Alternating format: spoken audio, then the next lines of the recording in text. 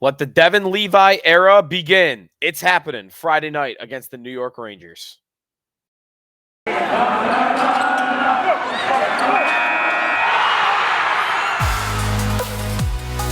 You're Locked On Sabres, your daily podcast on the Buffalo Sabres. Part of the Locked On Podcast Network, your team every day.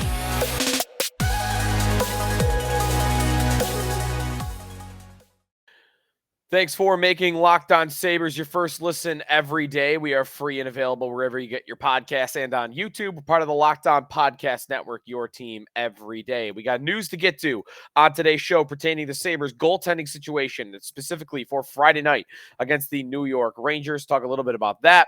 I've got a conversation for you about Tage Thompson's injury and how much we think it's been affecting him, not just right now, but throughout the course of the second half of the season. I got some numbers for you on how different the first half versus the second half of Thompson's seasons have been. Even a little maybe Josh Allen comparison for you between Tage and the Bills starting quarterback. And then part two of our mailbag edition of yesterday's show. So that's all ahead here on the Locked On Sabres podcast. If you're looking to get involved with the show, two ways to do that. At Locked On Sabres on Twitter, right underneath it, reply any questions, comments that you want. We'll get it on the air. YouTube channel in the comment section there as well. Keep it clean, and we'll read what's going on. So the big news, though, for the Sabres on Thursday, and this actually started late Wednesday night with Kevin Weeks of ESPN reporting it, that Devon Levi was finally going to make his NHL debut for the Sabres Friday night against the New York Rangers. And there it was on Thursday at practice. Levi with the net all to himself. Comrie and Luukkonen splitting the other net. And it is going to be Levi's net for Friday. By the way, maybe interesting that Craig Anderson's being phased out a little bit. I wonder if his season is over just because there are four guys and the Sabres might want to get a look at the other three for next season. As you know, Anderson, most likely this is it for him. Maybe he gets one more game. If they're out of it, we'll see. But the Devon Levi era is beginning. It's happening Friday, and it's an interesting spot for it. I thought maybe Monday because Montreal, even before that, I knew there were immigration issues with Levi. I thought Nashville because softer opponent at home, try to let him get his feet wet against the team that you shouldn't be that challenged against. They're throwing them right to the fire. Here come the New York Rangers. The Rangers are a great team. They are sixth in the NHL in terms of points. They are, one of the higher scoring teams in the league. They're above average, not quite the tippy top. But they're above teams like Colorado and Vegas and Carolina and Pittsburgh and Washington. Like they're a good scoring team, as we know, very deep up front, adding Patrick Kane, Vladimir Tarasenko right before the trade deadline. And they're putting Levi in against that team. That's a juggernaut. Now, it'll be interesting how, one, of course, Levi plays. That'll be the most interesting part. And, fans will want to be in attendance for that, I'm sure. One of the better games to go to for the rest of the year. Ranger fans really filled up that place, KeyBank Center, the last time they played just a couple of weeks ago. But this game, you have a big reason to want to go see it. Devon Levi. I mean, go see a debut. It's the most anticipated Sabre debut since when? Like, I might even want to put him over guys like Owen Power, not because I think he's going to be better than Power, just because goalie versus defenseman. It's a lot easier to watch a goalie make his debut than a defenseman. You got to actually, look out for what the blue liner is doing. Dahlin, maybe a little bit the same thing. It might be the most anticipated prospect debut since Jack Eichel, honestly, because Eichel was a forward, that factors into it a little bit, and there was a whole season given away to get him. Levi, there's been so much buildup, and he's playing in a position where he's always on the ice. Very easy to evaluate if you're a fan. And it is the biggest hole on the roster. And he is the savior, right? He's the savior to come save us. So a lot on the line, a lot to watch for. And I'll be very interested to see how Granato plays this if it's not going well. I don't want to just sit here and assume it's not going to go well. I told you multiple times in the last week or so that I think there's an argument to be made. Levi gives them the best chance to make the playoffs right now just for that unknown factor. Anderson can't play enough to do it. Comrie hasn't done it all year. And Luukkonen is too raw still to do it. Maybe Levi. Maybe not, but maybe Levi. So I think it could go well, of course. But I wonder how Granato will play it if he doesn't, because one of the criticisms I've had of Granato is how he handles pulling goaltenders. He left Comrie in there for 10. He left Luukkonen in there for 7. He left Anderson in there for 6 through 2 periods against Nashville. What would he do with Devon Levi?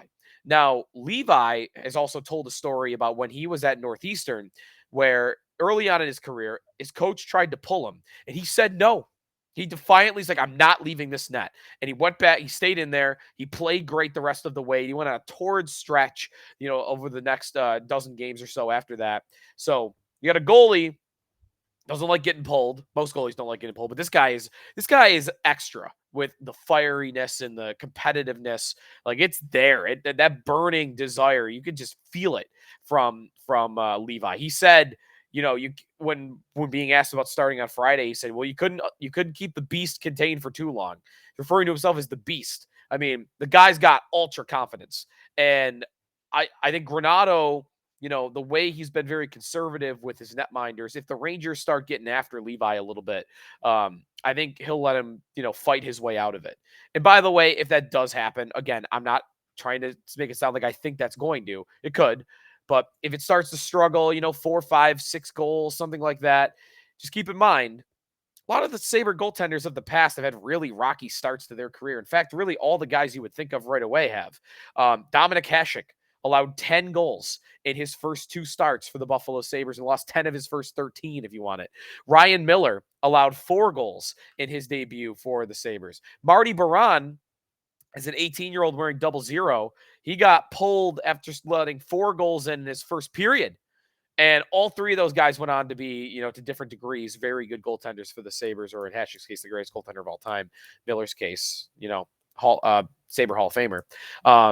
So, don't make your sole assessment of Levi based on this game, but it will certainly be exciting. It is the thing to watch for. I will tell you the thing that you're going to notice with Levi, if you haven't watched a lot of him in Northeastern or even a lot of his highlights, you're going to notice the quickness. You're going to notice the athleticism. You're also going to notice, wow, this guy's not that big, does not take up much of the net. He might not even look like an NHL goaltender to you. He might look like a kid out there wearing pads, but he is so fast side to side. He is so good with his angles. He's very well polished for a goalie prospect. Not like some of these big raw guys the Sabres have had over the years, like Luukkonen, of course. And remember what Linus Ullmark was like at the start, where he was flopping around all the time. Those guys were big and raw. Levi is small and polished. And I think because of his style and his size, the way he has to be good, I think he might translate quicker to the NHL than guys like that, especially UPL. So very exciting. Levi against the Rangers. I'll have a bet for you on Levi. It's one of my sneaky good bets on tomorrow's show, so stay tuned for that. Got to wait for some prop bets to drop over at FanDuel, especially when it comes to Devon Levi. When we come back, how much do we want to I don't even want to say blame. How much do we think Tage Thompson's injury or injuries have been affecting him for the last 4 months? Let's explore that when we come back. Thompson, his production, first half versus second half, injuries, all of it. The expectation. I want to break down Thompson's game a little bit coming back before we get to some mailbag stuff a little bit later on in today's show. That's coming up on the Locked On Sabres podcast. We are presented by FanDuel. Tournament's heating up. We're at the Final Four. There's no better place to get in on the action than FanDuel, America's #1 sports book. Right now, FanDuel is giving new customers a no-sweat first bet up to $1,000. That is $1,000 back in bonus bets if your first bet doesn't win. Just go to FanDuel.com/lockedon, sign up today to claim your no-sweat first bet, and then you can wager on everything: money lines, over-unders, point spreads, puck lines for hockey, of course. If you want to bet on Devon Levi tomorrow, over-under saves, that's not out yet, but you'll be able to do that on Friday. And, of course, you can bet on which team will be cutting down the net. All on an app that's safe, secure, and super easy to use. So do not miss your shot at a no-sweat first bet up to $1,000 when you join FanDuel today. Just go to FanDuel.com/lockedon to sign up. Make every moment more with FanDuel. Sneaky Joe DiBiase back here on the Locked On Sabres podcast. Thanks for making us your first listen. All right. We have an update on Tage Thompson from the morning skate on Thursday.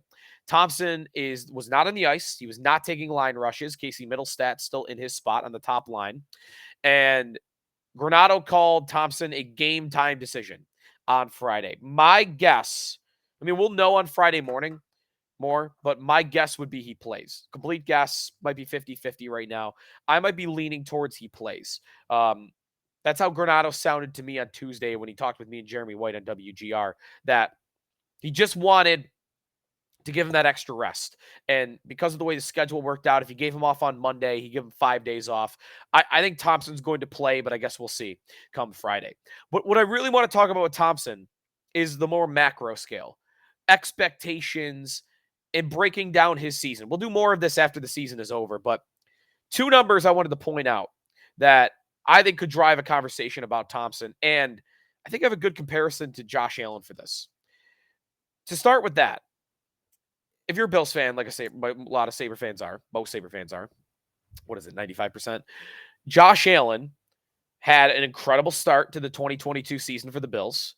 Then he got hurt against the New York Jets, had an elbow injury. He didn't miss any time, played through it, and he was still good in the second half of the year, but not nearly as good. And it came out a lot after the year how much the injury had been bothering him. He didn't have wasn't able to throw the ball at the same angle that he typically was able to because of the strain on his elbow. And Allen got some benefit of the doubt for, all right, your play dropped a little bit in the second half of the year, but we know this happened to you. We know this elbow injury happened to you. So we're willing to give you a little bit of a pass on that. Should we do the same thing with Tage Thompson when it comes to his expectations going forward?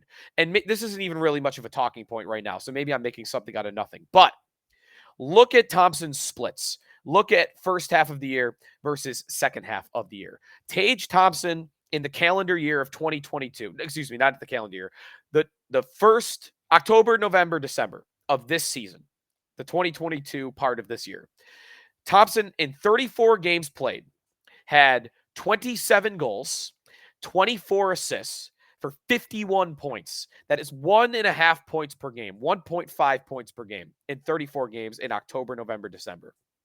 January, February, March, in 38 games, Thompson has 17 goals, 10 fewer goals, 21 assists, 3 fewer assists, and 38 points, 13 fewer points in 4 more games played, which comes to exactly a point a game player. Again, still a really good player.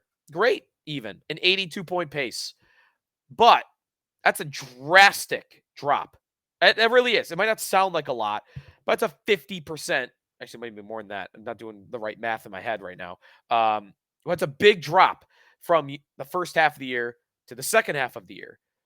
And I think I want to give Thompson a little bit of credit for still being a point-a-game player when I've actually had this tweet in my drafts that I never sent, and this was from like 2 months ago, that said, every time I'm watching Tage, he just doesn't look the same for the first half of the year. He doesn't look right. He was falling easier for a while. He didn't look as fast. He didn't look as willing to go over the middle of the ice. He didn't look as physical. Again, the vision is so good. The hands are so good. The shot is so good. He's still a point-a-game player, but I think something's been off with him for the last half of season, honestly. And I don't think I'm making something out of nothing. I think we have enough evidence now that he left 2 games with injury earlier in the year, earlier in, the last 38 games. And he's out now with this injury. I wonder if we're going to find out after the year something's been nagging him for a while.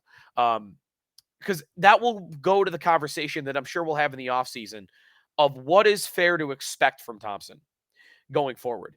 Is he the first half of the year Thompson, which is a 100-point player, point a game, point and a half per game, a guy that is a unmitigated superstar? Or is he a point-a-game player that is more of an all-star? Superstar, all-star.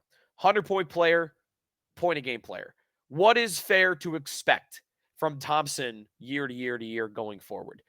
I still want to leave it the door open to this guy is a 50 goal scorer. This guy is on the Austin Matthews level because he's above Jack Eichel. That's how we were talking about him in the first half of the year. And he was in every SportsCenter top 10, all these highlight reels, and that has gone away a little bit, and maybe even a lot. He's still putting up numbers, but that wow factor of, oh my God, can you believe this guy? MVP race, Rocket Richard race. Like it's different. It's different in the last 3 months than it was in the first 3 months. I just wanted to point that out because now that he's dealing with this injury, it adds to the evidence. If I were a lawyer, I would be building a case that Thompson's been dealing with an injury. And maybe we won't know for sure until after the season. Maybe we'll never know for sure. But this injury he's dealing with now, I think, only adds to that case that something's been nagging him. The back, I think, was what it was at first. I don't know what it is right now. I don't know if we've been told what it is right now, but it was the back. So we'll see if Thompson plays on Friday night and what he's able to do the rest of the season. And again, what we'll find out after the year. All right, timeout here when we come back. Mailbag. I got 3 questions from you, the listeners, coming up here in the Locked On Sabres podcast with Joe DiBiase, and we are brought to you by Built Bar. If you're looking for a delicious treat and don't want all the fat and calories, then you got to try a Built Bar. Builts are so good. For starters, they're 100% covered in real chocolate. That's right, real chocolate. And they come in unbelievable flavors like churro, cookie dough, peanut butter, brownie, coconut almond is even good. And I hate coconuts and almonds, but I love that flavor and I eat it all the time. I'm not sure how Built does it, but these bars taste like a candy bar while maintaining amazing macros. And what's even better is that they're healthy. Only 130 calories, 4 grams of sugar, 17 grams of protein. And now you don't need to wait around to get a box because for years I've been telling you, go to built.com, order your Built Bars there. But now you can get them at your local Walmart or Sam's Club. That's right. Just head to your nearest Walmart today, walk into the pharmacy section, you grab yourself a 4-bar box of Built Bars, or if you're close to a Sam's Club, run in, grab a 13-bar box with hit flavors like brownie batter, churro, and again, my favorite, cookie dough with the real pieces of cookie dough right in there underneath the chocolate. You can thank me later with Built Bar. Final segment here on the Locked On Sabres podcast with Joe DiBiase. All right, a mailbag edition of or segment of today's show. And we will start this one off with Mike George on Twitter, who asks, is Max Domi worth looking into as a UFA in the offseason? Now, Max Domi is an unrestricted free agent at 28 years old this season with Chicago and Dallas. Pretty good year.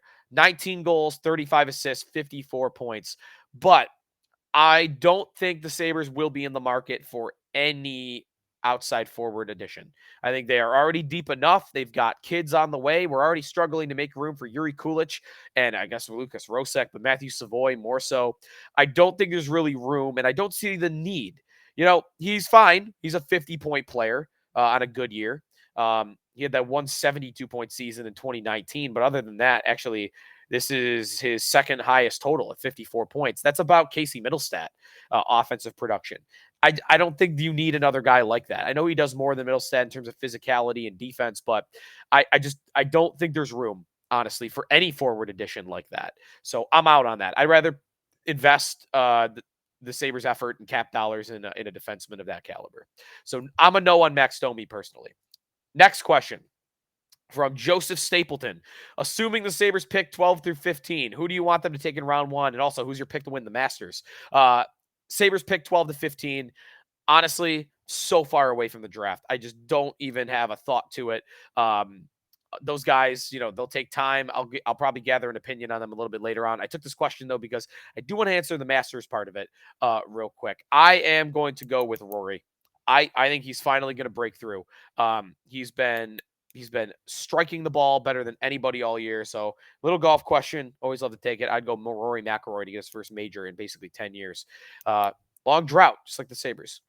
And finally, from Jacob, you get to significantly upgrade one of the 3 following players under contract going into next season. Olofsson, Jokiharju, Comrie. Who do you pick? For me, that's an easy one. I'm good with Jokiharju. An ideal world, I'd like him to be on the 3rd pair, not the 2nd pair. Olofsson, yeah, I'd like to upgrade from Olofsson. I'd like a more complete player playing in the bottom 6 than Victor Olofsson, who really can only shoot the puck. Comrie, that's an obvious one. Comrie, I can have Jokiharju on my team. I can have Olofsson on my team, even if it's not in the roles that they're in right now. Comrie, I know he's played well the last 2 games. I can't have him on my team. I would not do it if I were the Sabres. He's got to be gone. I don't know if they'll actually follow through on that, but that's an easy one for me. If you get an upgrade in goal from this year to next year, to me, that is the most improvement the Sabres could have from one year to the next in order to try and make the playoffs. All right, more mailbag questions always available to you at Locked On Sabres on Twitter or on our YouTube channel. Just go to YouTube, search Locked On and Locked On Sabres. That's the easiest way to get a hold of us there. But that's going to do it for us. We'll preview Sabres and Rangers tomorrow. We'll talk more about Devon Levi. Hopefully, we'll have news for you. We'll have it confirmed on what's going to happen with Tage Thompson. So all that coming your way on Friday. Plus, I want to get into a little bit. Nothing, I don't want to be too Debbie Downer, but the Sacramento Kings of the NBA made the playoffs for the first time since 2006. So we got to talk some playoff drought stuff as the Sabres are very close now to coming into a tie with the New York Jets for the longest playoff drought in professional sports. We'll talk more about that, though, on tomorrow's show. Thanks for everybody for making us your first listen every day. Now go make your next listen Locked On Game to Game. Every moment, every top performance, every result, Locked On Game to Game covers every game from across the NHL with local analysis that only Locked On can deliver. Follow Game to Game on Locked On NHL, available on the Odyssey app, YouTube, and wherever you get your podcasts.